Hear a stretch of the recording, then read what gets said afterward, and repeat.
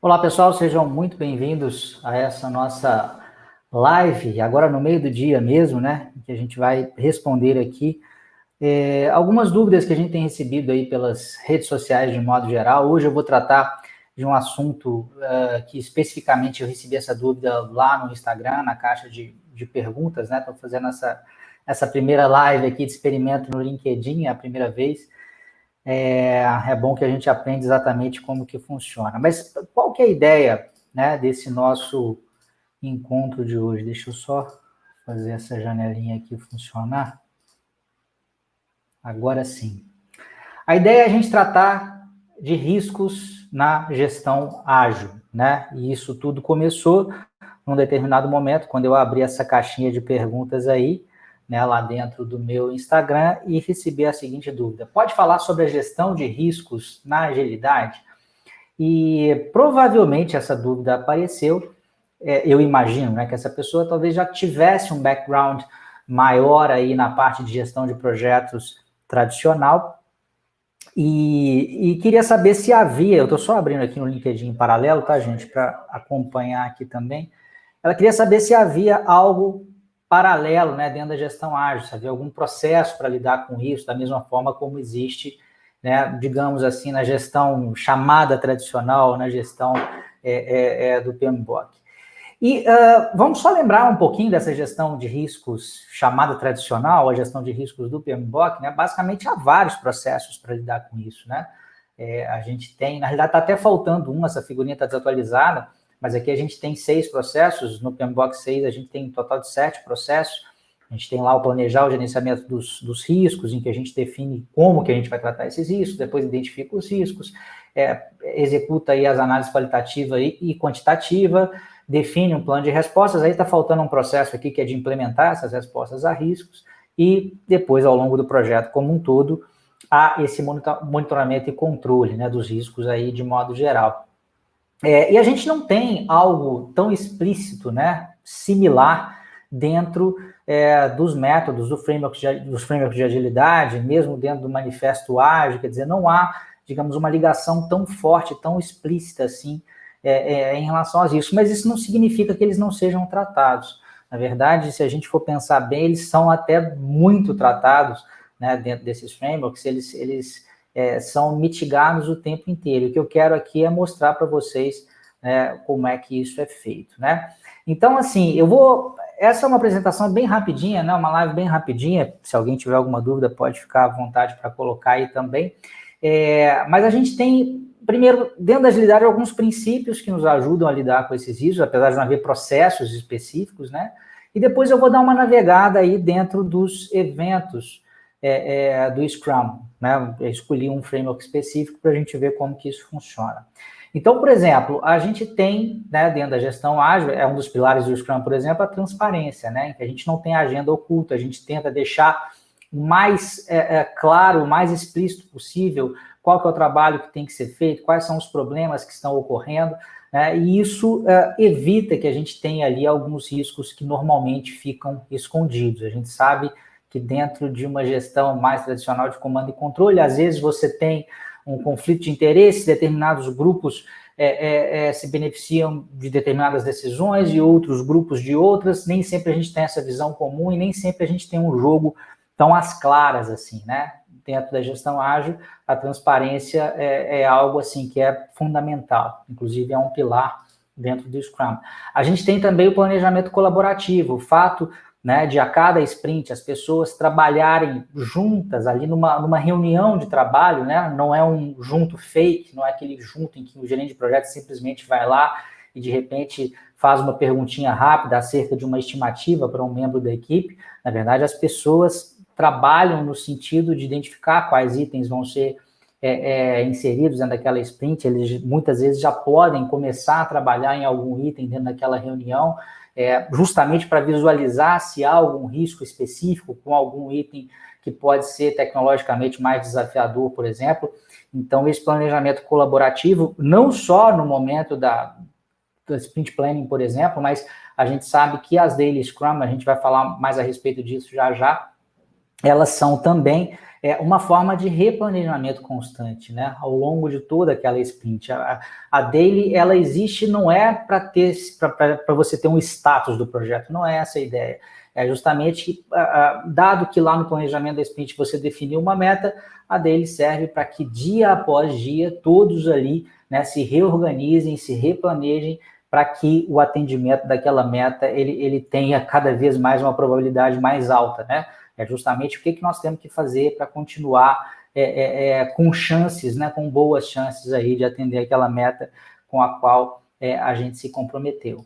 E também o envolvimento do cliente, né? Uma premissa aí da gestão ágil é a gente ter essa ligação muito forte entre quem está executando e quem é o demandante, né? A gente tem uma figura que faz a representação, às vezes, aí do cliente, dos stakeholders, que é o Product Owner, quando a gente está falando do Scrum, mas mesmo com a presença do Product Owner, existe, né, um incentivo muito grande para que o cliente esteja muito presente ao longo de todo o ciclo de desenvolvimento daquele produto. Então, seja trocando informações ao longo da sprint, ou no mínimo, né, e por isso que existe essa cerimônia, que é a Sprint Review, no mínimo, ao final de cada sprint, indo, né, até uma reunião conjunta para avaliar qual foi o resultado daquela sprint, para que a partir dali, né, o backlog do produto seja atualizado e numa próxima sprint a gente fique ainda mais próximo, né, de atender o objetivo ali do produto, tá? Então, esses são 3 pilares, assim, que, de modo geral, a transparência, quer dizer, ao não ter agenda oculta, ao tentar deixar tudo às claras, a gente não tem riscos escondidos, ao ter um planejamento colaborativo, todo mundo participa e procura também ativamente ali por riscos, né? É natural, se você tem um compromisso de curto prazo com a meta, você vai tentar vislumbrar tudo que eventualmente pode dar errado.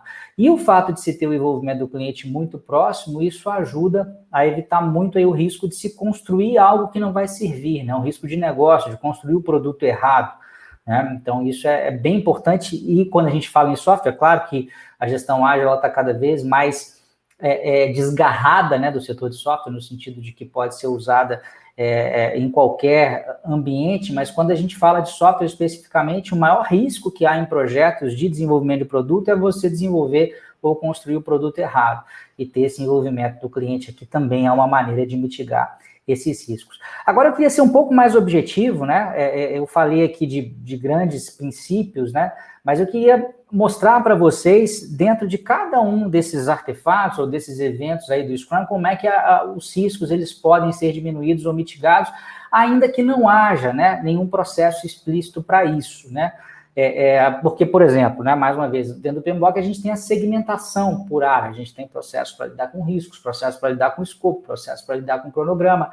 Aqui não, a gente tem, no caso do Scrum, um framework monolítico, né, um framework em que as coisas estão todas agrupadas ali, mas você consegue acabar lidando com todas essas variáveis do projeto com uma boa eficácia.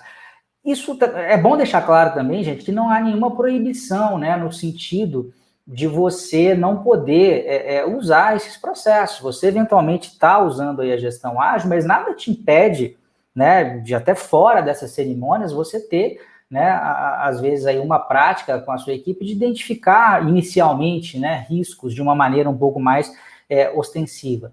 Então, você pode, eventualmente, casar as coisas, porque a partir daí, dentro daqueles eventos que eu vou citar agora, esses riscos podem até ter, de repente, uma atenção especial. Se são muitos, você tem aqui análise qualitativa justamente para tentar reduzir a um conjunto menor. Então, as coisas não precisam ser descasadas, mas o ponto é, ainda que não haja essa cerimônia de uma gestão de riscos mais explícita, o simples fato, né, de você atuar ali dentro das cerimônias e dos eventos do framework e usar os artefatos do framework vai acabar, de uma maneira talvez indireta, gerando um efeito muito positivo também de tratamento desses riscos, tá? Mais uma vez, se alguém tiver algum comentário, alguma dúvida, pode ficar à vontade para colocar aí que a gente vai batendo esse papo, tá? Não avisei ninguém sobre essa live, até porque é a primeira vez que a gente está fazendo, eu queria mais fazer um teste mesmo. Mas mais especificamente em relação ao Scrum, como é que esses riscos eles podem ser tratados? Por exemplo, em relação ao backlog do produto, O PO, ele necessariamente vai considerar risco como um critério para priorizar os itens de backlog. Então, vamos supor que num determinado projeto, né, eu tenha muitas coisas a fazer. Mas em relação a um ponto específico, às vezes nem é o ponto que vai gerar mais valor para o cliente, porque esse é, digamos, o critério máximo aí, né, para priorização dos itens, mas vamos supor que um item, de repente, nem seja o que gere mais valor, mas há um grande risco dele não funcionar. Às vezes eu quero passar algo que até então não era feito numa plataforma mobile, por exemplo, eu quero fazer, né, usando uma plataforma mobile, isso nunca foi feito, eu preciso de fazer alguns testes em função de latência de rede, em função de uma série de características aí. É uma prática interessante você priorizar também itens para ir já tentando avaliar e mitigar esses riscos. Então, os próprios critérios de priorização do backlog já envolvem aí a variável risco. Um outro ponto é o planejamento da sprint, né? Eu estou sendo mais específico, mas eu falei de uma maneira mais geral anteriormente, né? A equipe só deve aceitar trabalho que está confiante para entregar, né? O fato da equipe ter autonomia total para dizer, olha, isso é impossível de ser feito, evita a geração de um risco que, às vezes, no ambiente mais tradicional de projetos pode acontecer, que é você tentar enfiar a goela abaixo ali do time, né? Por meio da figura do gerente de projetos, um trabalho que ela não é capaz de conseguir fazer. O fato de você ter a sprint, que é uma iteração menor, e o fato de você ter explicitamente essa autonomia dada ao time, né, para ele ter o poder de dizer, não, isso não dá para fazer, né, isso também diminui a quantidade de riscos em relação à entrega. Outro ritual importante é a Daily Scrum. Então, aquilo que eu falei, ao se reorganizar diariamente, né, para atender a meta da sprint, o time certamente ele vai considerar riscos. Pensa bem, qual que é o objetivo da Daily? Gente, o objetivo da Daily não é responder aquelas 3 perguntas, até na última atualização do Scrum Guide ficou mais explícito ainda que não é esse o foco, né? Já na versão de 2017, elas já apareciam como uma sugestão, né? As 3 perguntas o que você fez nas últimas 24 horas, o que você pretende fazer nas próximas 24 horas e o que está te impedindo de avançar, né? Claro que elas podem ser usadas, mas o objetivo fundamental é a toda a equipe se perguntar o seguinte, bom, como estamos em relação à meta e o que temos que fazer para cumprir essa meta? E ao se perguntar de uma maneira frequente e dioturna ali essa mesma questão, não tem jeito, os riscos vão aparecer de uma maneira ou de outra, e eles vão precisar ser mitigados na própria execução do trabalho, né? Então, repare que você não tem um log de risco, mas isso aparece e vai ser tratado na própria execução do trabalho do dia a dia ali. E um outro ponto importante é a Sprint Review, que eu tinha citado também, em que demonstrações regulares do produto garantem menos risco aí de entrega do produto errado, né?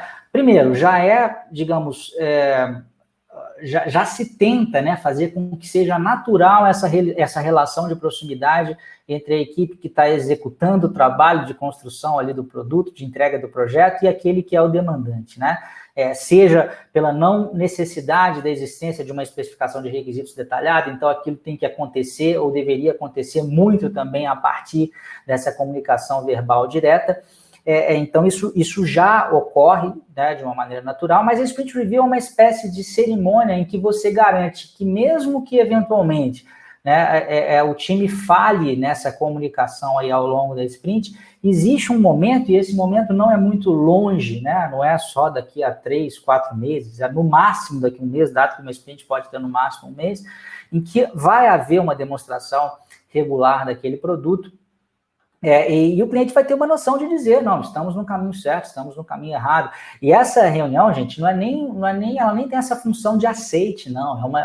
É muito uma reunião de discovery também, discovery para as próximas sprints, né? De entender se aquilo que foi feito, de fato, está condizente com aquilo, não é nem com o que o cliente pediu, é com o que o cliente precisa. Porque o fato é que, muitas vezes, há uma diferença entre aquilo que o cliente acha que precisa e aquilo que ele pede e aquilo que de fato ele precisa, né?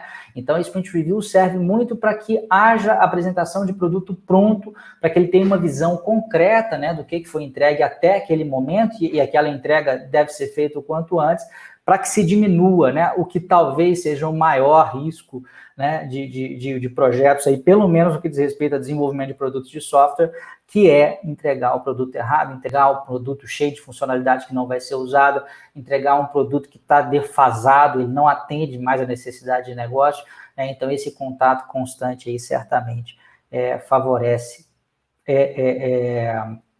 também, né, a diminuição dos riscos de projeto. Então é isso, tá? Não tem, né, a gente tem registro de riscos no Scrum, no Kanban? Não tem.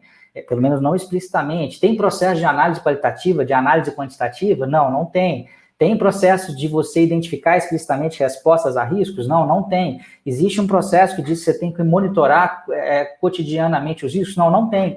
Mas os outros elementos ali dos métodos, dos frameworks, te ajudam a tratar isso. Dentro do Kanban, por exemplo, eu acabei não falando, mas se você consegue ter métricas consistentes dentro do Kanban, por exemplo, métrica de lead time ou cycle time, que é normalmente aí o tempo que uma demanda leva, né, para ser completada, do seu início até o fim. Se você tem uma base de dados estatística relevante, você consegue, por exemplo, criar um scatterplot diagram, né, um diagrama de dispersão, em que você consegue responder perguntas do tipo, olha, há 85% de chances, ou 70%, ou 90% de chances de eu conseguir entregar uma demanda em até 7 dias. Isso também é uma maneira, quer dizer, por vias diferentes, de você chegar num resultado parecido com a análise quantitativa de riscos lá do PMBOK, né? São só caminhos distintos e caminhos mais enxutos, né? A vantagem da abordagem ágil é isso, é você eventualmente não ter que levantar ou criar tantos processos, tantos artefatos e ter, no fim das contas, um resultado que pode ser tão ou até mais relevante em relação à gestão dos riscos do que aqueles do PMBOK. Claro, tudo depende do cenário. Há cenários em que você imagina, por exemplo, né, para dar um contra-exemplo aqui, você está num projeto que não é de um único produto, né? Você está, por exemplo, criando ou construindo uma nova planta industrial, você tem muitos subsistemas ali, né? Não dá para simplesmente assumir que a partir da execução de cada um deles, todos os riscos serão tratados, talvez precise realmente de um tratamento de riscos um nível mais alto e faça todo sentido você ter a cerimônia explícita de utilização dos processos do PMBOK. Então, assim, não é 880, mas em muitos casos o simples uso correto das dinâmicas, da mentalidade, das ferramentas ágeis já vão te permitir também ter um resultado muito bom e até complementar no que diz respeito à área de gestão de riscos. Bom, gente, essa foi a nossa primeira live aqui no LinkedIn, né? Inaugurando esse novo aqui canal com vocês. Espero que vocês tenham gostado. Se gostaram, por favor, deixa aí o seu gostei, o seu like, deixe o seu comentário. Se tiverem sugestões ou dúvidas, talvez a melhor forma, né, é você deixar uma pergunta para mim. Repare que toda essa apresentação aqui, esse contato que eu tive com vocês, surgiu porque um belo dia eu abri uma caixinha de perguntas lá no Instagram, que é Andriele Ribeiro, por sinal, se alguém tiver interesse, a gente também está divulgando bastante conteúdo lá sobre gestão de projetos e gestão ágil.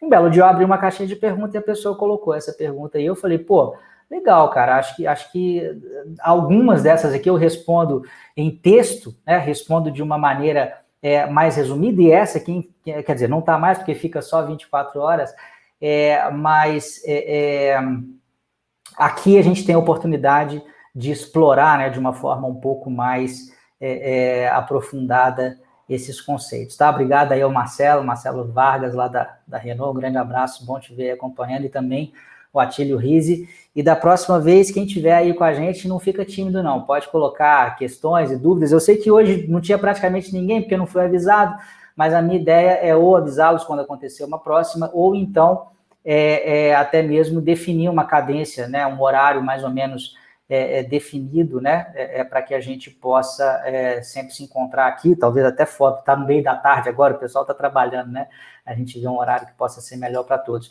Antes de ir embora, eu só queria aproveitar quem está aqui com a gente ainda, apesar de talvez não esteja ao vivo, mas esteja vendo a gravação depois.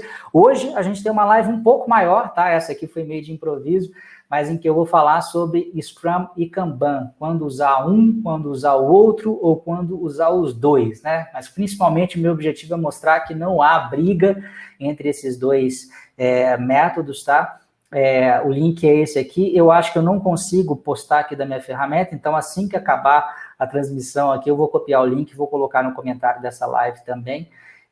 Vai acontecer às 20 horas lá no YouTube, tá? E já também, esse software que eu estou usando, a gente vai poder fazer a transmissão multicanal, então já provavelmente a gente vai fazer espelhada as lives em todos os lugares. Mas a das 8 horas hoje, sobre Scrum, sobre Kanban, quem tem interesse nesses métodos e quem às vezes participa de alguma briga, sempre tem a maldita guerra de métodos, né?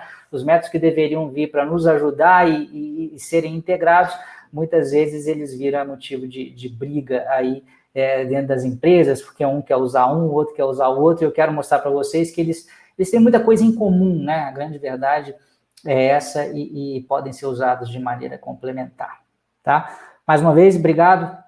Quem ficou aí até o final, um grande abraço e até a próxima. Se liga aí que certamente nós vamos fazer mais lives como essa e mais frequência. E se vocês deixarem questões aí, seja nesse post ou até por inbox, para mim, vocês me ajudam aqui, pelo menos na tarefa de definir sobre o que falar, né? Vocês colocam as dúvidas e eu trago as respostas. Um grande abraço e até a próxima. Tchau, tchau.